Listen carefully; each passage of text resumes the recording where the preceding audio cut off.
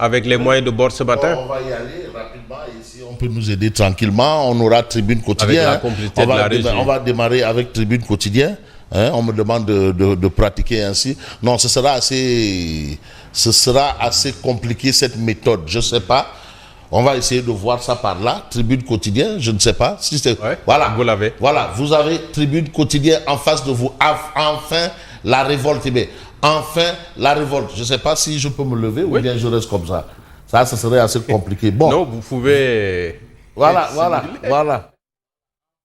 Voilà, vous l'avez ici. Voilà, Tribune Quotidien. On a le Sénégal corrige l'Irak.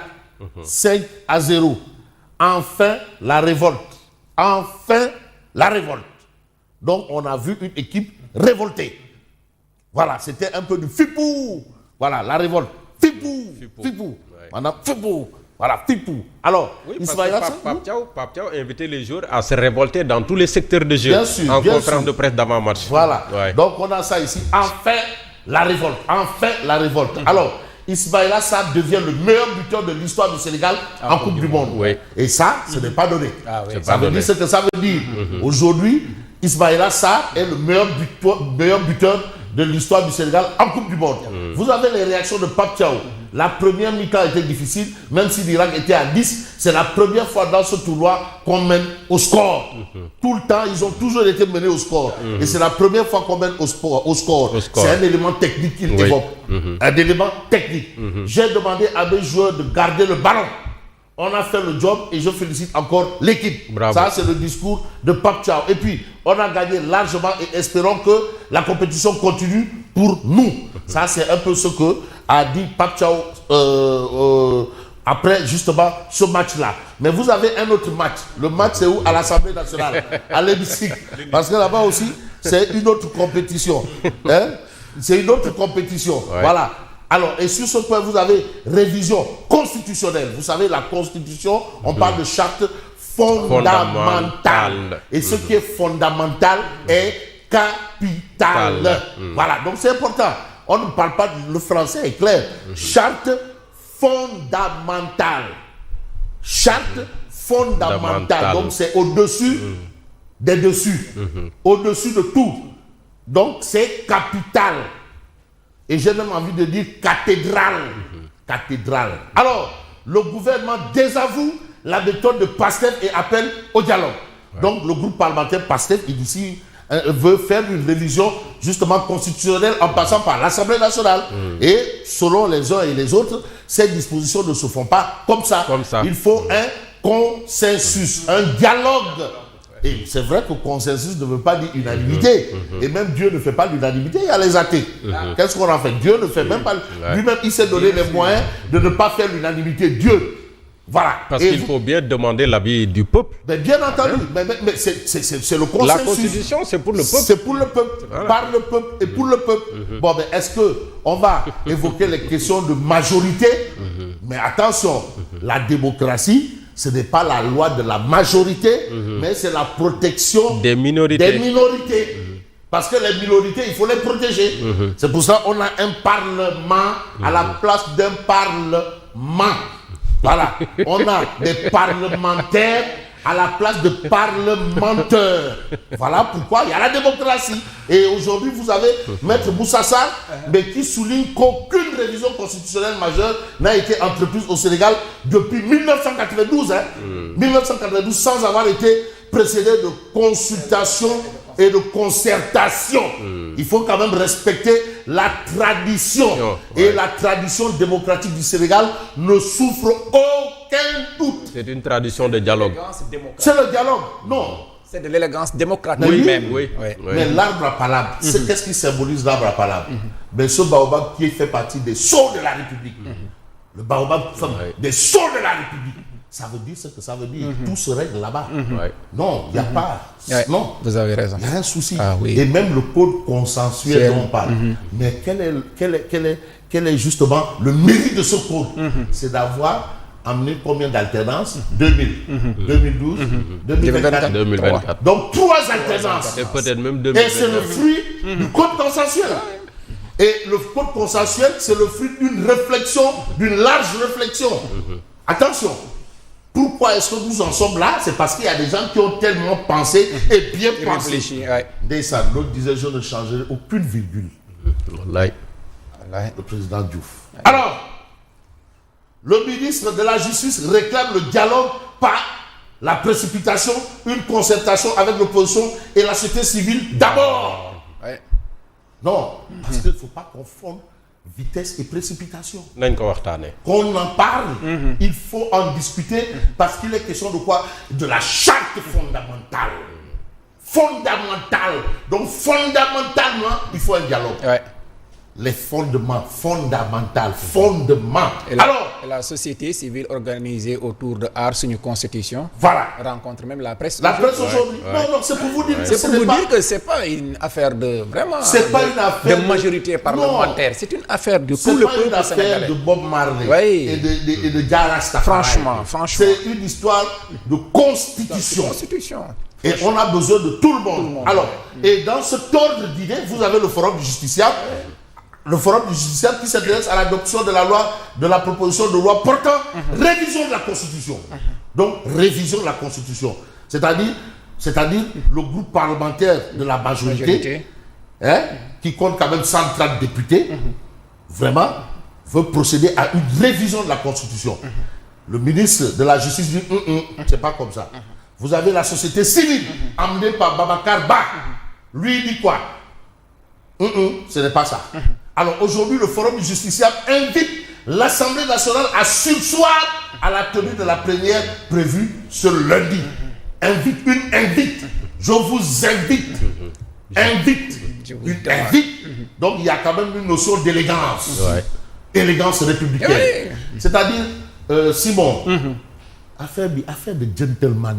Affaire de gentleman. Affaire de gentleman. Disposer d'une majorité affaire de mécanique forcing. Oui. ne signifie pas qu'on peut tout faire, Mais non, qu'on mais doit attends. tout se permettre. Mais quand tu te permets tout, dans ce cas de figure, ça renvoie à tout sauf à de la démocratie. De l'Adam, voilà. De la Est-ce que dolécratie. c'est de la démocratie ou démocratie?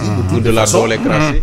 Vous avez le Forum du justiciable qui invite l'Assemblée nationale à surseoir à la tenue de la plénière prévue ce lundi. Mais on va évoluer dans justement cette actualité. Pardon, je garde les C'est pas réflexes. l'habitude. C'est ce qu'on appelle de l'aliénation.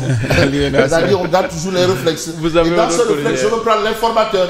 Merci. Alors, en tout cas, Forbos, mets ce que tu veux. Voilà. Révision constitutionnelle, justice, gouvernance, diplomatie. Retour à l'orthodoxie. Le président Diomaye Faye acte le retour au principe républicain. Relance de la politique diplomatique envers la France. En justice, restauration du principe sacro-saint de la présomption d'innocence. On voit quand même des faits, des signaux qui démontrent que nous sommes en train de revenir à ce que l'informateur quotidien considère comme l'orthodoxie. C'est orthodoxe. Ça, c'est la Bible, c'est le Coran, c'est la Torah. C'est important, orthodoxie. Et là, vous avez le fait, retour à l'orthodoxie. On sent quand même que les choses... Non, il y a le dégel. Hein? Non, doucement. Il y a le dégel. Parce qu'il ne faut pas utiliser de biceps et autres. Alors, on reste avec l'informateur. Révision constitutionnelle pour le report de la plénière du lundi. Et vous avez l'appel du Forum du justiciable. L'appel. Nous, on ne retient que l'appel de Sédina Ndiraboulaye, l'appel de Moustapha Niasse. Et il faut ajouter l'appel de Babacar Ba du Forum du justiciable. C'est ça. Ce sont les symboles. L'appel de Niasse. Parlant de Seydina Limamou Laye, la communauté laïenne était hier à Nguédiaga, à Malika, Et vous voyez. pour commémorer son exil de 3 jours là-bas pour fuir l'oppression du colonisateur. L'appel du Forum du justiciable à Sonko, à Ousmane Sonko. C'est l'appel. Les modifications substantielles ne sauraient être prises sans concertation inclusive. La notion d'inclusivité. Mais ce n'est pas du verbiage. Les révisions constitutionnelles doivent être précédées d'un dialogue permettant à toutes les sensibilités de continuer à l'élaboration des réformes. Même les religieux. Ah oui. Même les religieux. Mais on a vu ce dialogue initié par Macky Sall pour reporter les élections. Mais les religieux y étaient. Mais les grands séries y étaient. Et cette sortie ou cette position, cette posture de l'Église a date échue. Oui, mais à date échue. Position tranchée. Au nom de la démocratie. Au nom de la démocratie. Mais la démocratie doit demeurer. C'est vrai que démocratie ne veut pas dire anarchie. Mais quand même, mettons d'abord la démocratie en avant. Démocratie renvoie à consensus. Démocratie renvoie à dialogue. C'est ça la démocratie. C'est-à-dire que tu ne peux pas vouloir la démocratie et vouloir aussi l'autocratie. Bon, bref, l'Assemblée nationale offrirait l'opportunité d'un débat national apaisé, garantissant que les modifications envisagées reposent sur un consensus, mais solide. Ça, c'est un peu la position de Babacar du Forum du Justiciable, en tout cas qui fait, comme tu dirais, donner un coup de pied dans la fourmilière, mais d'une manière douce. Douce. Voilà. Douce. Mais ça ne fait pas que non, tout ce qui se fait là, ça ressemble à des histoires de douce. Maintenant, douche quoi, douche. Voilà. Alors, Direct News parlait d'un référendum à la place de la majorité mécanique. Un référendum à la place de la majorité mécanique. Mais Diomaye à l'écoute du peuple. Laissons le peuple. Il y a des décisions qui appartiennent au peuple souverain. Vox Populi, Vox Dei, la voix du peuple et la voix de Dieu. Voilà, c'est ce que nous livre Direct News ce matin. Diomaye, lui, il est à l'écoute du peuple. Mais à l'Assemblée nationale, on est à l'écoute de qui? Et au nom de quoi? En tout cas, on est à l'écoute du peuple au nom de la démocratie. Et à l'Assemblée, on est à l'écoute de quoi? Au nom de quoi? Mais on se prévoit aussi d'être élu démocratiquement. C'est aussi la représentation du peuple. L'Assemblée, la représentation du peuple, mais le peuple souverain. On retiendra un peu ce que le peuple dit, le journal du peuple. Inacceptable. Révision constitutionnelle proposée par Pastef. Inacceptable. Ça, c'est ce que révèle le peuple. Et vous avez le week-end de Baba Aïdara. Mais c'est une interrogation. Mais à quoi joue-t-on avec le pays? À quoi joue-t-on? Non, on ne joue pas à la barbichette. On ne joue pas au saut-bouton. Hein? On ne joue pas au saut-bouton. Je ne crois pas. On ne joue pas aux billes. On ne joue pas les select. Mais non, c'est là le pays. Mais au pays, justement, il y a une situation assez donnée. Et je vais terminer par le quotidien. Le quotidien. Parce que la situation du pays... Bon, voilà. Le quotidien. Le quotidien. Formos, tu peux revenir avec en relief quand même. En relief. Parce que aussi, il faut quand même évoquer le pays en Coupe du Monde. Bon, je crois qu'il semble un peu... On dit que l'information est une denrée périssable. Très périssable. Bon, maintenant, on croise les doigts. Je crois que c'est pour les 16e et le reste. Voilà, en tout cas, 7-0. Si Roma, il attend que qu'on termine. Non, considérons que c'est pour les 16e. La suite de la compétition, on croise les doigts pour mieux faire à partir des 16e. Voilà, c'est ça. Maintenant, on croise les doigts à partir des 16e de finale parce que là-bas, ça ne sera pas donné. Là-bas, c'est remoudé. Vaincre ou périr. Vaincre ou périr. Tu perds, tu rentres. Amoul demal manigno. Là-bas, c'est d'or moudade. Amoul calcul. Si tu fais une petite erreur. C'est des matchs à résultat immédiat. Résultat positif immédiat. Immédiat. Koujoum dade. Il n'y a pas autre chose. Koujoum, pour reprendre un peu cet adage des férus de lampe. Des chroniqueurs. Mohamed Daoud Tyson, Bombardier et autres. H.B.K. Mbaye, Malik Tchandoum. Le vrai tigre de face. Comment il s'appelle? Moustapha Gueye. Et le Malik Tchandoum. Fidal. Koujoum Dado. Mais non, mais Magdou Dado, Magdé Agressi Souf. Bon, on va.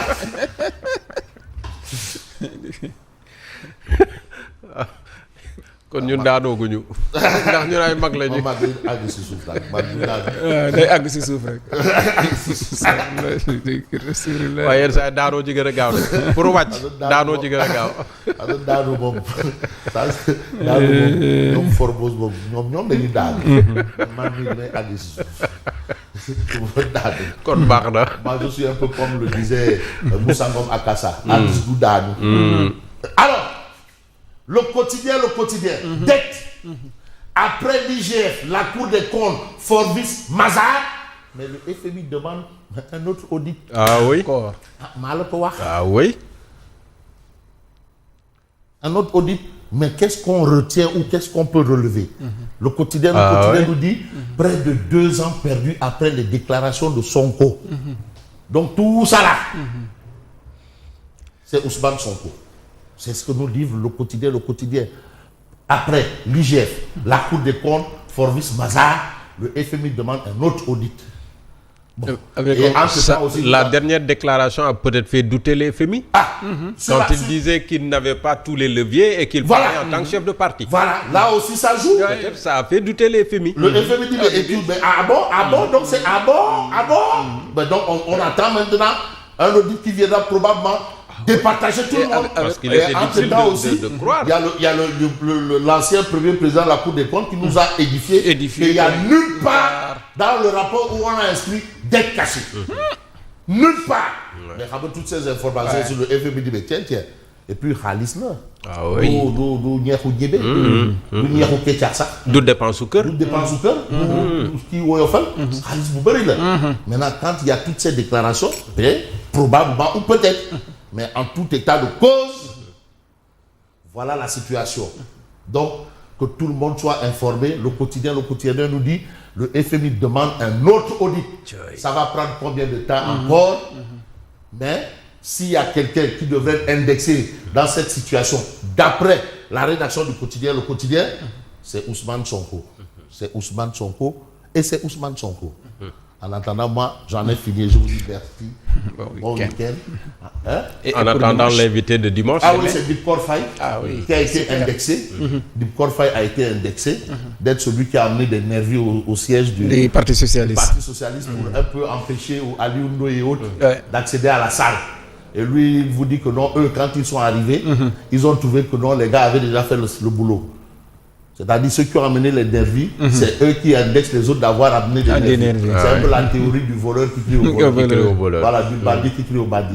Voilà. Et entre autres, débat sur un peu l'actualité du moment au sein du Parti socialiste. Qu'est-ce qui se passe? Pourquoi cette chienlit?